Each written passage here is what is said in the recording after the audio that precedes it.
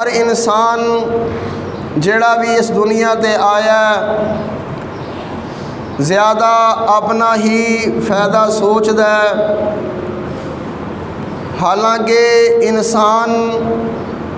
مسلمان آپس دے اندر بھائی نے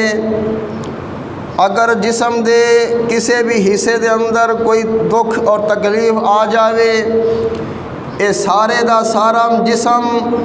چکنا چور ہو جاندا ہے، انسان دا پورا بدن بخار دے اندر مبتلا ہو جاندا ہے۔ اسی طرح اگر کوئی مسلمان بھائی او دا دوسرا بھائی نو کوئی تکلیف آ گئی ہے، کوئی دکھ آ گیا ہے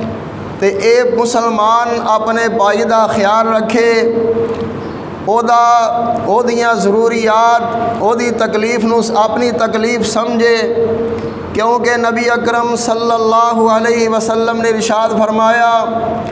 پورے ہر مسلمان انسان جڑے نے مسلمان نے آپس دے اندر بھائی نے، دوسری بات اے وے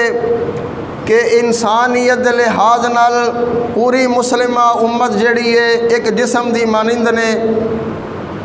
اگر جسم دے کسی بھی حصے دے اندر تکلیف ہوئے پورے جسم دے اندر تکلیف اور پریشانی آ جاندی ہے۔ اسی طرح ایک مسلمان بھائی نوں کوئی تکلیف ہوئے تے پوری امت مسلمہ دے اندر اے تکلیف اور درد محسوس ہونا چاہیے۔ تو اس واسطے اج مختصر خطبہ جمعہ دے اندر میں اے بات ہی عرض کراں گا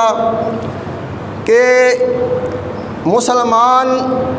اپنے بھائی مسلمان دا خیال رکھے، اپنے آپ تو دوسرے بندے نو ترجیح دے، کیونکہ ہر مسلمان جدوں اے سمجھے گا کہ میرا بھائی میرے نالوں بہتر ہے، میں او دے نالوں ادنا واں، تو انسانیت دے اندر امت مسلمہ دے اندر اے خیر خواہی جذبہ قربانی اے پیدا ہو جائے گا۔